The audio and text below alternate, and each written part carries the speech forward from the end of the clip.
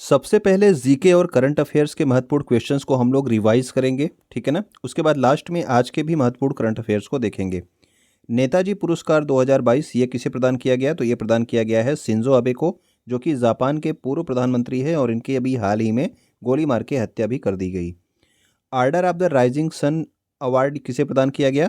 तो ये जापान के द्वारा दिया जाता है और ये दिया गया नारायण कुमार को, ठीक है। Order of the rising sun award.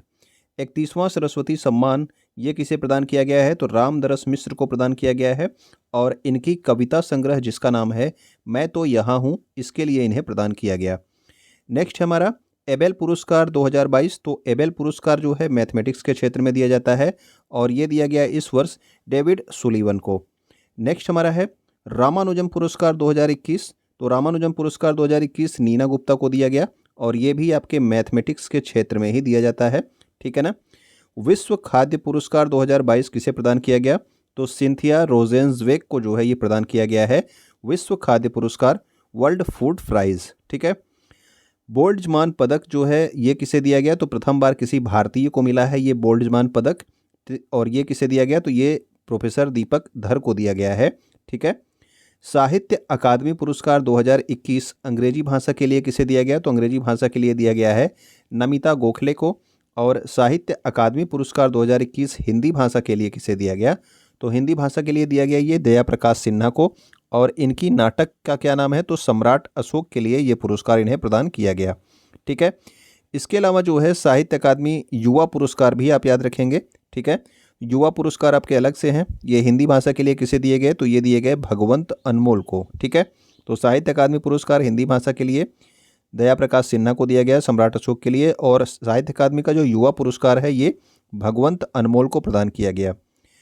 Royal gold medal 2022 से किसे सम्मानित किया गया? तो रॉयल गोल्ड मेडल से सम्मानित किया गया बालकृष्ण दोषी को, जो कि एक वास्तुकार हैं, ठीक है। वास्तुकार यानी कि आर्किटेक्ट हैं, ओके। नेक्स्ट हमारा है टेम्पल्टन अवार्ड। तो टेम्पल्टन अवार्ड ये किसे प्रदान किया गया? आध्यात्म के क्षेत्र में ये प्रदान किया जाता है, विज्ञान के साथ आध्यात्म के क्षेत्र में। तो ये दिया गया फ्रैंक विल्जिक को, ठीक है। Templeton award 2022। विटली गोल्ड अवार्ड 2022 से किसे सम्मानित किया गया?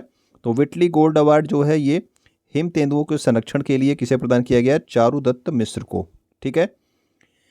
अंतर्राष्ट्रीय बुकर पुरस्कार 2022 की अगर बात करें तो ये प्रदान किया गया गीतांजलि श्री को, और इन्होंने कौन सा उपन्यास लिखा था? रेत समाधि।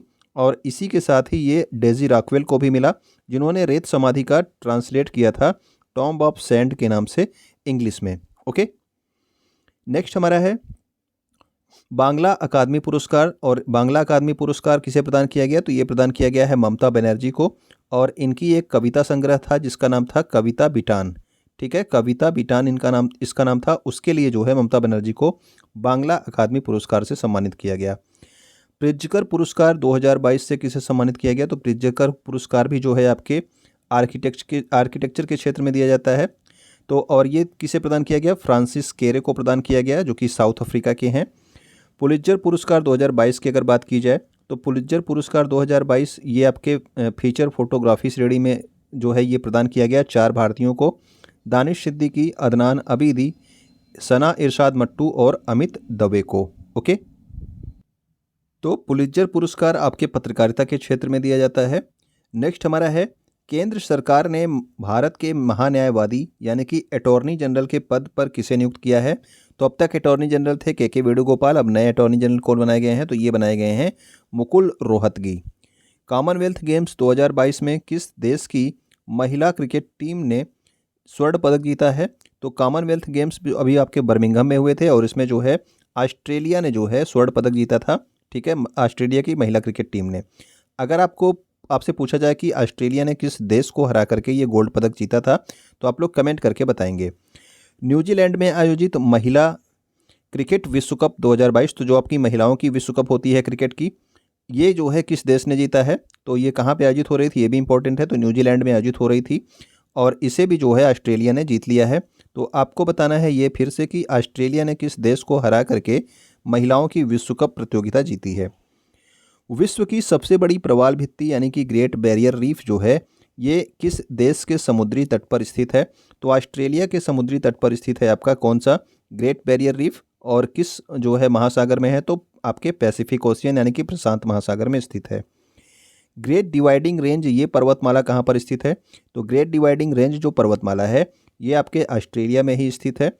ऑस्ट्रेलिया में अगर आपसे पूछा जाए कि जो घास के मैदान पाए जाते हैं उनको क्या कहा जाता है, तो ऑस्ट्रेलिया में घास के मैदान को क्या कहते हैं, डाउन्स घास के मैदान कहा जाता है। वेलकम टू एग्जाम सहपाठी। आप लोग देख रहे हैं डेली घटना चक्र समसामयिकी और सामान्य जागरूकता की क्लास को। इसमें हम लोग डेली का करंट अफेयर्स और जीके का रिवीजन भी करते हैं। इसके अलावा डेली के करंट अफेयर्स को भी देखते हैं लास्ट में। तो ये सभी क्लास के लिए, सभी एग्जाम्स के लिए इंपॉर्टेंट होगी, क्योंकि आपके करंट अफेयर्स और जीके हर एक एग्जाम में पूछी जाती है। अगर आप यहाँ पे पहली बार आए हैं तो यूट्यूब पे हमें सब्सक्राइब कर सकते हैं। इसके अलावा टेलीग्राम, इंस्टाग्राम और फेसबुक पर भी आप हमें फॉलो कर सकते हैं। तो आइए कंटिन्यू करते हैं अपना रिवीजन। किस देश ने भारतीय नौसेना के पूर्व प्रमुख एडमिरल सुनील लांबा को मेरिटोरियस सर्विस मेडल से सम्मानित किया है, तो सिंगापुर के द्वारा जो है भारत नौसेना के जो आपके पूर्व प्रमुख थे एडमिरल सुनील लांबा को इन्हें मेरिटोरियस सर्विस मेडल से सम्मानित किया गया। प्राकृतिक खेती को बढ़ावा देने के लिए जीवा कार्यक्रम किसके द्वारा प्रारंभ किया गया, तो जीवा कार्यक्रम प्रारंभ किया गया था आपके नाबार्ड के द्वारा, यानी कि राष्ट्रीय कृषि और ग्रामीण विकास बैंक के द्वारा। ठीक है ना। इसकी स्थापना कब हुई थी, तो 1982 में हुई थी, 12 जुलाई 1982 को। और वर्तमान में नाबार्ड के अध्यक्ष कौन है, ये आप लोग कमेंट करके बताना। नाबार्ड की स्थापना जो है शिव रमन समिति की सिफारिश पर हुई थी। आज़ादी के अमृत महोत्सव का आयोजन कब से कब तक किया जा रहा है, तो आज़ादी का अमृत महोत्सव स्टार्ट कब से हुआ, तो 12 मार्च 2021 से स्टार्ट हुआ है। और कब तक चलेगा ये, तो 15 अगस्त 2023 तक जो है इसका आयोजन किया जाएगा। ठीक है। तो 12 मार्च 2021 से प्रारंभ होकर 15 अगस्त 2023 तक आज़ादी का अमृत महोत्सव आपका मनाया जा रहा है। अगर आपसे पूछ लिया जाता है कि अमृत क्रांति का संबंध किससे है, तो अमृत क्रांति आपका डिफरेंट है और ये संबंधित है आपके नदी जोड़ो परियोजना से। मानव रक्त अम्लीय होता है अथवा क्षारीय, तो मानव रक्त जो होता है ये होता है आपका क्षारीय, क्योंकि इसका पीएच मान 7 से ज़्यादा होता है। और कितना होता है, 7.4। अगर इसका पीएच मान 7 से कम होता, यानी कि 6 पॉइंट या 5 पॉइंट समथिंग होता, तो वो आपका अम्लीय होता। ओके। सर्वदाता रक्त समूह कौन सा होता है, तो याद रखेंगे ओ नेगेटिव जो होता है ये सर्वदाता रक्त समूह है, यानी कि सभी को जो है ये रक्त दिया जा सकता है। ठीक है। सर्वग्राही रक्त समूह कौन सा होता है, तो सर्वग्राही रक्त समूह जो है ये आपका AB पॉजिटिव होता है। ठीक है। सभी का जो है कोई भी आपका ब्लड ग्रुप हो AB उसको ले सकता है। ठीक है ना। तो AB पॉजिटिव वाला जो व्यक्ति होगा वो कोई भी रक्त समूह ग्रहण कर सकता है। ठीक है। 15 से 16 सितंबर 2022 को संघाई सहयोग संगठन का 22वां शिखर सम्मेलन कहाँ पर आयोजित किया गया, तो 15-16 सितंबर को आपका आयोजित किया जा रहा है ये समरकंद उज्बेकिस्तान में। ठीक है। संघाई सहयोग संगठन का 22वां शिखर सम्मेलन। संघाई सहयोग संगठन में वर्तमान में कुल 9 देश हो गए हैं और जो नवीनतम देश हो गया है वो कौन है, तो वो है आपका ईरान। ठीक है। अगर मैं आपसे पूछ लूँ कि संघाई सहयोग संगठन का नाम कब पड़ा, संघाई सहयोग संगठन, तो आप लोग कमेंट करके बताना। किस योजना के 8 साल पूरे होने पर 17 सितंबर 2022 से 2 अक्टूबर 2022 तक स्वच्छ अमृत महोत्सव कार्यक्रम तथा भारतीय स्वच्छता लीग आयोजित किया जाएगा, तो ये जो आपका स्वच्छ भारत मिशन शहरी था इसके 8 वर्ष पूरे होने पर ये आपका 2 हफ्ते के लिए स्वच्छ अमृत महोत्सव और भारतीय स्वच्छता लीग का आयोजन किया जा रहा है। संघ की राजभाषा का उल्लेख संविधान के किस अनुच्छेद में है, तो संघ की राजभाषा आपकी क्या है, हिंदी, और इसका उल्लेख संविधान के अनुच्छेद 343 में है। ठीक है ना। विश्व हिंदी सम्मेलन का आयोजन सबसे पहले कब हुआ था, तो पहली बार विश्व हिंदी सम्मेलन का आयोजन हुआ था 10 जनवरी 1975 ईस्वी में। ठीक है। वर्तमान में कौन कौन सी 6 शास्त्रीय भाषाएं हैं, तो याद रखना कि कितनी शास्त्रीय भाषाएं हैं, 6 शास्त्रीय भाषाएं हैं। संख्या आपकी कितनी है, 6 है। और कौन कौन सी हैं, तमिल हो गई, तेलुगु हो गई, मलयालम, कन्नड़, संस्कृत और उड़िया। सबसे प्राचीन अगर आपसे पूछा जाएगा शास्त्रीय भाषा तो वो आपकी तमिल है, और सबसे नवीनतम जो शास्त्रीय भाषा है वो कौन सी है, तो वो है आपकी उड़िया। मूल संविधान में अनुसूची 8 में कुल कितनी भाषाएं थी, तो जो आपका मूल संविधान जब आपका आया था 1950 में लागू हुआ था, तो उस समय जो है अनुसूची 8 में कुल 14 भाषाएं थीं। लेकिन वर्तमान में जो है कौन कौन सी भाषाएं हो गई हैं, तो वर्तमान में जो है अनुसूची 8 में कुल 22 भाषाएं हैं। ठीक है ना। तो वर्तमान में जो है अगर आपसे पूछा जाएगा तो कुल 22 भाषाएं हैं, लेकिन अगर आपसे पूछा जाएगा कि मूल संविधान में कितनी भाषाएं थी, तो उसमें जो है 14 भाषाएं थीं। ठीक है ना। अगला हमारा है विश्व हिंदी सचिवालय कहाँ पर स्थित है, तो विश्व हिंदी सचिवालय आपका स्थित है मॉरिशस में। ओके। तो वर्ल्ड आपका हिंदी सेक्रेटरीट आपका कहाँ पे है, तो ये आपके मॉरिशस में है। 15 अगस्त 2022 को किस भारतीय युद्धपोत द्वारा ब्राज़ील के रियो डी जेनेरियो में तिरंगा फहराया गया? तो 15 अगस्त को आपका आइनस तर्कस ब्राज़ील में था, ठीक है ना, और इसके द्वारा वहाँ पे जो है क्या किया गया, तो तिरंगा झंडा फहराया गया था 15 अगस्त 2022 को स्वतंत्रता दिवस के उपलक्ष्य में। भारतीय पुरातत्व सर्वेक्षण आर्कियोलॉजिकल सर्वे ऑफ इंडिया की स्थापना कब की गई थी? तो 1861 में जो है भारतीय पुरातत्व सर्वेक्षण की स्थापना की गई, और इसको किसके द्वारा स्थापित किया गया? तो अलेक्जेंडर कनिंघम के द्वारा इसे स्थापित किया गया था, आर्कियोलॉजिकल सर्वे ऑफ इंडिया को। हड़प्पा सभ्यता किस प्रकार की सभ्यता थी? बहुत बार ये क्वेश्चन आपसे पूछा जाता है, तो याद रखना कि कांस्य युगीन सभ्यता थी। आपसे ऑप्शन में देता है लौह युगीन, कांस्य युगीन, ताम्र युगीन, तो आप याद रखना कि आपका कांस्य युगीन सभ्यता थी कौन? हड़प्पा सभ्यता। हड़प्पा सभ्यता का विस्तार उत्तर से दक्षिण कहाँ से कहाँ तक था? तो उत्तर से दक्षिण ये था आपका मांडा यानी कि कश्मीर से दायमाबाद महाराष्ट्र तक। तो उत्तर से दक्षिण ये आपका नॉर्थ हो गया, और ये हो गया आपका साउथ। तो नॉर्थ में आपका मांडा था जो कि आपका कश्मीर का है, और दायमाबाद महाराष्ट्र तक जो है इसकी उत्तर से दक्षिण तक सीमा थी। और अगर आपसे पूर्व से पश्चिम सीमा पूछ ले, ईस्ट से वेस्ट, तो ईस्ट में था आपका आलमगीरपुर, ठीक है ना, और वेस्ट में कौन सा था? तो वेस्ट में सुतकांगेडोर। तो आलमगीरपुर कहाँ पे है? उत्तर प्रदेश में, सुतकांगेडोर बलूचिस्तान में। नेक्स्ट हमारा है यूनेस्को में शामिल नवीनतम 40वां, यानी कि जो नवीनतम शामिल हुआ है वो 40वें क्रम का है। तो विश्व धरोहर स्थल कौन सा है? तो वो है आपका धोलावीरा गुजरात। ये भी आपका हड़प्पा का एक स्थल था, ठीक है ना। तो धोलावीरा जो है अभी आपका नवीनतम शामिल हुआ है यूनेस्को में, ठीक है। हाल ही में बीबी लाल का निधन हो गया, वह किस क्षेत्र से संबंधित थे? तो बीबी लाल आप जरूर याद रखना इनका निधन। ये थे आपके एक पुरातत्वविद, और इन्होंने जो आपका हड़प्पा सभ्यता का स्थल है कालीबंगा, इसकी जो है खुदाई करवाई थी। इसके उत्खननकर्ता कौन थे? तो वो आपके बीबी लाल थे, ठीक है। एक इतिहासकार और पुरातत्वविद थे। 2 रुपये प्रति किलोग्राम गाय का गोबर खरीदने से संबंधित गोधन न्याय योजना किस राज्य में प्रारंभ किया गया है? तो 2 रुपये प्रति किलोग्राम जो है गोधन न्याय योजना ये स्टार्ट किया गया है कहाँ पे? छत्तीसगढ़ राज्य में स्टार्ट किया गया था, ठीक है ना। हाल ही में चर्चा में रहा लंपी वायरस किस से जो है किस पशु की मृत्यु हो रही है? तो लंपी वायरस जो है राजस्थान के जो है गायों पे अपना पूरा कहर बरपा रहा है, और लगभग 70,000 गायें जो है मर चुकी हैं इस लंपी वायरस की वजह से। गोवंश के वध पर रोक का उल्लेख संविधान के किस अनुच्छेद में है? तो गायों के वध को रोकने के लिए अनुच्छेद में भी आपके प्रावधान किया गया है, अनुच्छेद 48 में, ठीक है। यानी कि दुधारू पशुएं या फिर गाय, इन सबको जो है वध करने पर रोक लगाया गया है। गाय को वेदों में क्या कहा गया है? तो गाय को वेदों में कहा गया है अघन्य। बहुत बार ये क्वेश्चन आपसे पूछा जाता है, और अघन्य का अर्थ क्या है? कि न मारे जाने योग्य। ओके।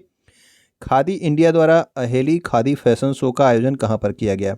तो अहेली यानी कि आपका शुद्ध होता है, तो इसका अहेली खादी फैशन शो का उद्घाटन किया गया गांधीनगर गुजरात, और गांधीनगर में भी आपका जो आपका इसका संस्था है NIFT, national institute of fashion technology, वहाँ पे इसका आयोजन किया गया। अब देखते हैं 94वें ऑस्कर अवार्ड। तो सर्वश्रेष्ठ फिल्म का ऑस्कर अवार्ड किसे दिया गया था? तो ये दिया था कोडा फिल्म को। सर्वश्रेष्ठ अभिनेता कौन चुने गए थे? तो वो चुने गए थे will Smith king Richard movie के लिए। सर्वश्रेष्ठ अभिनेत्री कौन थी? तो जेसिका चेस्टन सर्वश्रेष्ठ अभिनेत्री थी। द आइज ऑफ थैमी फेच के लिए जो है इन्हें ये पुरस्कार प्रदान किया गया था। सर्वश्रेष्ठ निर्देशक भी आपके इंपॉर्टेंट होते हैं, याद रखना, जेन कैंपियन। तो जेन कैंपियन को जो है ये किसके लिए मिला था? तो the power of dog movie के लिए सर्वश्रेष्ठ ऑस्कर अवार्ड का सर्वश्रेष्ठ निर्देशक पुरस्कार इन्हें प्रदान किया गया था। बेस्ट डॉक्यूमेंट्री कौन थी? तो समर ऑफ सोल जो है ये बेस्ट डॉक्यूमेंट्री थी ऑस्कर अवार्ड में। और सर्वश्रेष्ठ एनिमेटेड फीचर फिल्म किसे चुना गया? तो एनकैंटो को जो है सर्वश्रेष्ठ एनिमेटेड फीचर फिल्म चुना गया था। अगले पॉइंट हमारा है कौन कौन से क्वेश्चन। एशियन क्रिकेट काउंसिल के वर्तमान में प्रमुख कौन है? तो एशियन क्रिकेट काउंसिल के वर्तमान में प्रमुख हैं आपके जय शाह, ठीक है ना, बीसीसीआई के सचिव भी हैं ये। और एशियन क्रिकेट काउंसिल का मुख्यालय कहाँ पे है? तो ये आपके कोलंबो श्रीलंका में स्थित है।